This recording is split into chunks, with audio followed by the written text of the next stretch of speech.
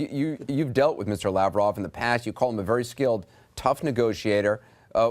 These discussions now going into a third day tomorrow. Can you give us any insight into how this happens? What's going on behind closed doors? How does it actually work?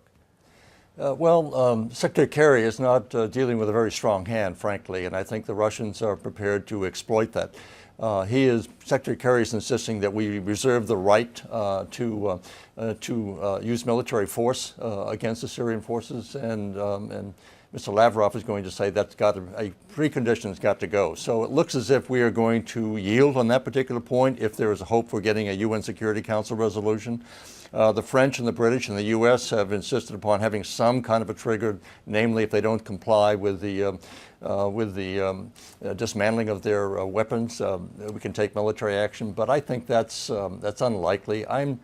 I'm hopeful that something good will come out of this, but frankly, unless you have an overall peace settlement, the notion you're going to have a dismantling of chemical weapons during a civil war, I think is unrealistic. And so it looks as if this is a long struggle to gain control of them, identify them while they're moving them around, et cetera. So I don't know that the United States has a very strong hand at this point. I hope that Secretary Kerry can play it for what it is. So you don't believe that it's really possible for Syria to give up their chemical weapons, for international inspectors to be on the ground, to secure sites and ultimately destroy these weapons in the midst of a civil war? I mean, I know David Kay says it's never been done before. It's possible, but it's never been done before. You're saying it's very unlikely that could even be done. I think it's very unlikely, highly unlikely that it can be done. One hopes, hope springs eternal, but I doubt it very much. Because of the danger on the ground?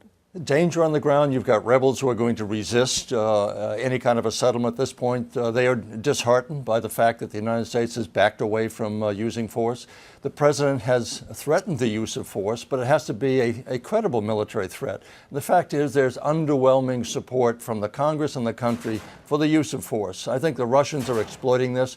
President Putin has gone from being the Prince of Darkness to the Pied Piper of Peace. That may last for a while, and he can enjoy that particular bump in his popularity domestically and perhaps internationally. But I doubt very much whether the Russians are ever going to agree to a situation where the United States can use force with the support of the UN against Syria simply because of noncompliance. I think that's not going to happen. I think what the Russians will do will say, drop your preconditions of threatening force against Syria, drop your support for the rebels, and then we can talk about an overall peace settlement. And maybe that will involve, since Secretary General has indicated that Assad may be guilty of crimes against humanity, perhaps the part of the deal will be giving Assad and his family asylum in Russia with Mr. Snowden. On the one hand, we've had almost a Churchillian call to war by Secretary Kerry, and then we had a stand down. So a call to war, a call to action, and then go to parade rest. Another call to action, going to parade rest.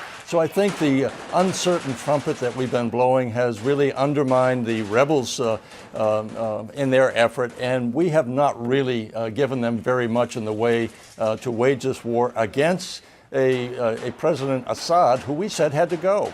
And we've done very little to make him go. And so I think our position has been quite weak, and the threat of using military force against Assad with strong resistance coming from the people of this country and from the Congress makes it very difficult for the president.